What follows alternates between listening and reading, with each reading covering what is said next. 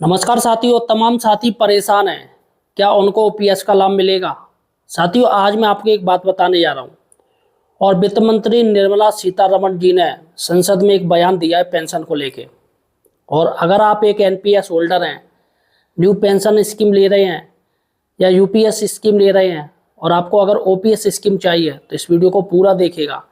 यहाँ पर आखिर वित्त मंत्री जी ने क्या जवाब दिया है दोस्तों, ये आपके लिए बहुत जानना जरूरी है, क्योंकि सरकार की मंशा अब आपको पता चल जाएगी।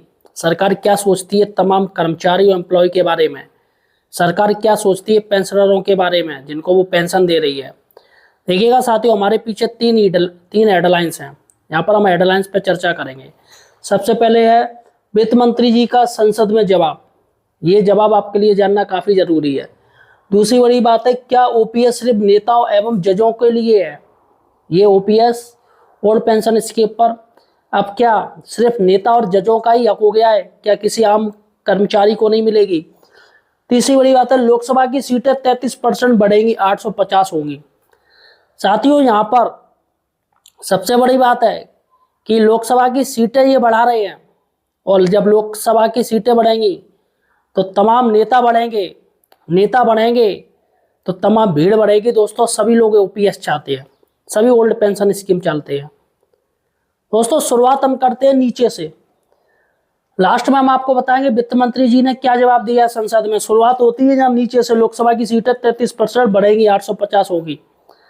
साथियों, सबसे बड़ी बात है कि सरकार अगर 850 सीट करेगी, जो कि 33% है साथियों, और देखा जाए तो 850 ज्यादा है। देखिएगा, अभी फिलहाल जो लोकसभा की सीटें वो कितनी है? वो है साथियों आपकी 543 है, 543 ये लोकसभा की सीट है।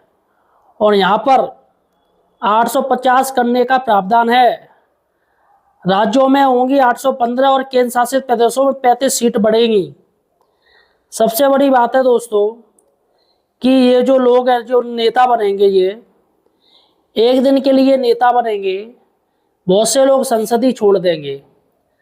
हो सकता है कि भैया वो दल बदल कर दें, हो सकता है कि भैया किसी की डेथ हो जाए, हो सकता है कि भैया कोई पैसा लेके बैठ जाए, मतलब कुछ भी हो सकता है। 850 जो सीटें होंगी, 543 की जगह 850, इसमें साथियों प्रॉब्लम ही प्रॉब्लम है। क्योंकि सांसद भैया पता चली उसने सांसद बना और दल उसने चेंज कर लिया, यहाँ वहाँ 2 सीट से बना, 307 सीटें यहाँ पर दोस्तों, 307 सीटें बढ़ेगी। 307 का अर्थ हो गया 307 पेंशन, ओपीएस पेंशन, तमाम भत्ते, तमाम सरकारी व्यय, पूरा सिक्योरिटी खर्चा 307 सांसदों में खर्च होंगी। और यहाँ पर साथियों सबसे बड़ी बात है कि ये सांसद बेपैदी के लोटे होते, कब लुढ़क जाए, कब सांसदी छोड़ दें। पता चली एक दिन सांसदी करी, त्यागपत्र दे दिया, लेकिन पेंशन उनकी पक्की हो गई। एक दिन की पेंशन, एक दिन की सांसदी हुई तो एक और पेंशन उनकी पक्की हो गई। तो साथियों, क्या लग रहा है, क्या लोकसभा सीटें बढ़ाई जानी चाहिए? मुझे कमेंट सेक्शन में बताएगा। चलेगा साथियों, अब चलते हैं दूसरी बड़ी न्यूज। क्या ओपीएस सिर्फ नेता एवं जजों के लिए है? तो मैं कहूँ यस यस, ओपीएस आज जो हक है, अभी आप देखिएगा, एक आईएएस को भी नहीं ओपीएस मिल रही है, एक डीएम अधिकारी को ओपीएस नहीं मिल रही है। ओपीएस मिल रही है किसको? जो एमएलसी हैं, विधायक हैं, एमएलए, एमएलसी और आपके सांसदों को पेंशन मिल रही है, नेताओं को पेंशन मिल रही है, यहाँ तक कि किसी भी सरकारी कर्मचारी को नहीं मिल रही है। और तमाम दोस्तों सीएपीएफ के जवान हैं, वो भी चाहते हैं कि हमें ओपीएस मिले, लेकिन साथियों उनको भी लाभ नहीं मिल रहा है। तो यहाँ पर जजों के लिए भी, क्योंकि जज साहब हैं जो कि जुडिशियल देख रहे हैं, सरकार को आदेश देते हैं, तमाम उनके जो कर्मचारी उनको आदेश देते हैं। तो ऐसे में अगर किसी जज के साथ कोई दिक्कत आती है तो भैया कहावत है, जज की ही मदद करेगा। सेम डिपार्टमेंट का बंदा होगा, सेम डिपार्टमेंट की मदद करेगा। एक केस हुआ था कि एक जज साहब को पेंशन देने में आनाकानी हो रही थी, कुछ लंबित हो गया था, तो फ़ौरन वो हाईकोर्ट चले गए। वहाँ से दोस्तों बुरी तरीके से फटकार लगी, अधिकारियों को बुरी तरीके से फटकारा है और फ़ौरन उन्होंने तल्ख टिप्पणी कर दी कि फ़ौरन 2 दिन के अंदर इनकी पेंशन सारी प्रॉब्लम वो सही की जाए और इनको पेंशन दिया जाए, बाकायदा ब्याज भी दिया जाए।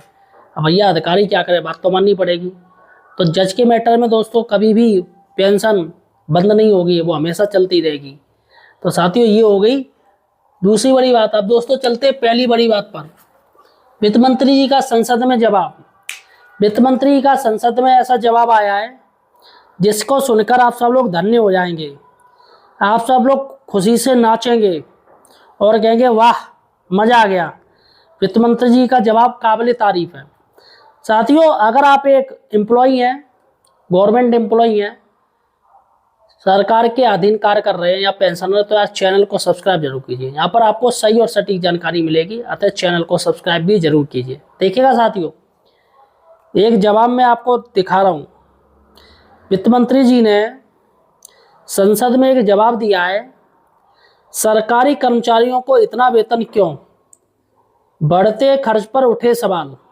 लो भैया, बात हो रही थी क्या कभी पेंशन मिलेगी या नहीं मिलेगी, तो यहाँ पर उन्होंने ये कह दिया खर्चा इनका इतना हो रहा है सरकारी कर्मचारियों का, उस पर सवाल उठाए जा रहे हैं। देखिएगा, सरकारी वेतन संरचना पर बहस, अर्थव्यवस्था और खर्च पर असर को लेकर चिंता। विश्लेषण किया गया, वेतन बढ़ोतरी से आर्थिक प्रभाव होते हैं और बजट संतुलन चुनौती और सुधार की मांग तेज। तो यहाँ पर साफ साफ कह दिया है कि सरकारी कर्मचारियों के वेतन पर देश भर में चर्चा हो रही है, बढ़ते खर्च का असर अर्थव्यवस्था पर पड़ने की आशंका है और निजी और सरकारी वेतन में अंतर पर बहस हो रही है। तो यहाँ पर सरकारी कर्मचारी की ये दिक्कत है साथियों, सभी लोग उसके वेतन से जलते हैं। वित्त मंत्री जी ने भी दोस्तों यही बात कही है कि भैया इतना खर्चा हो रहा है सरकारी कर्मचारियों को, इसलिए साथियों आप देख रहे हो संविदा कर्मी आ रहे हैं। अग्निवीर आर्मी में भी संविदा कर्मी ले आए ये लोग, अग्निवीर ले आए। और डीए आप देख रहे हो, डीए तो भैया इतना बढ़ रहा है कि आज तक इतिहास में कभी बढ़ा ही नहीं। 1-1, 2-2% डीए बढ़ाया जा रहा है, महंगाई भत्ता दिया जा रहा है। आप सोचिएगा किसी का बेसिक पे 18,000 रुपया, एक चपरासी का लेवल 1 का बेसिक पे 18,000 है, तो उसको महीना में 2% के अनुसार 360 रुपया महीना की बढ़ोतरी हुई, सिर्फ 360 रुपये। और जिसमें साथियों महंगाई दिन दोगुनी रात चौगुनी हो रही है, हर चीज़ महंगा है। मतलब 360 रुपया उसके बढ़े और खर्चा उसका हो रहा है 6,000 रुपया से ज़्यादा, 5-6 हज़ार रुपये से ज़्यादा हो रहा है एक्स्ट्रा महंगाई की वजह से।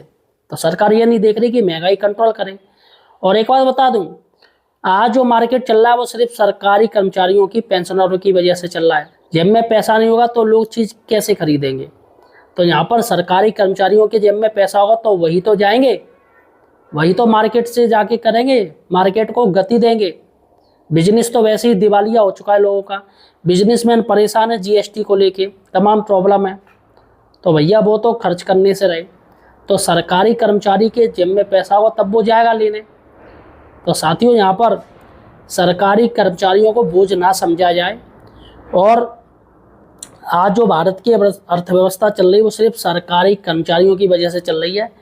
जिस दिन कर्मचारियों ने कह दिया कि हम काम नहीं करेंगे, सभी को पता चल जाएगा, आटा दाल के भाव पता चल जाएंगे। तो फिलहाल साथियों आपका क्या कहना है मुझे कमेंट सेक्शन में बताइए।